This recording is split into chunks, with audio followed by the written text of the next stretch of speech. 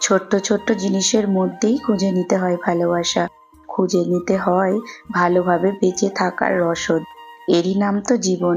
আসলে আমরা সবাই সবকিছু জানি, কিন্তু মাঝে মাঝে এমন মন খারাপ ঘিরে ধরে, তখন যেন মনে হয় যদি কেউ আমার কথাই শুধু শুনতো আর আমার কথাই বুঝতো, বেশ ভালো লাগতো।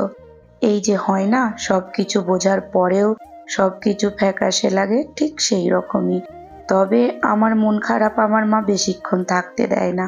আমি প্রথমেই মায়ের জন্যে অল্প প্রসাদ বানিয়ে রাখলাম।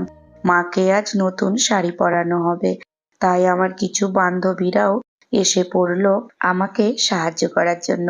আর সেই দিন যে আমার নতুন বান্ধবীরা এসেছিল না, তাদের মধ্যে একজন এই শাড়িটা নিজের হাতে বানিয়ে নিয়ে এসেছিল।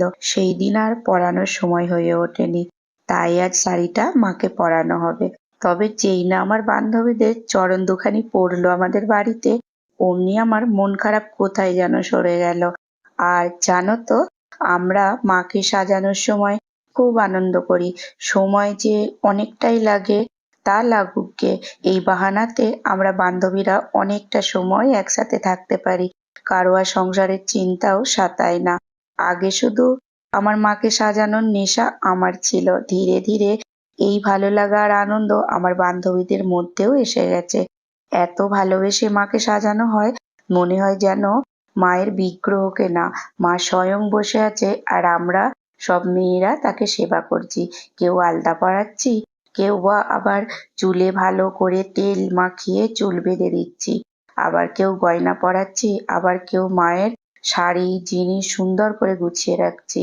তার সাথে আমাদের হাসি আর অনেক গল্প তো রয়েইছে। সাজানো শেষ হলে মায়ের গালে একটা কালো ছোট্ট টিপ দেয়া হয়, সামনে থেকে দেখলে যে নজর সরানো যায় না তাই। তারপর আমরা সুন্দরভাবে মায়ের আরতিটাও সেরে নিই।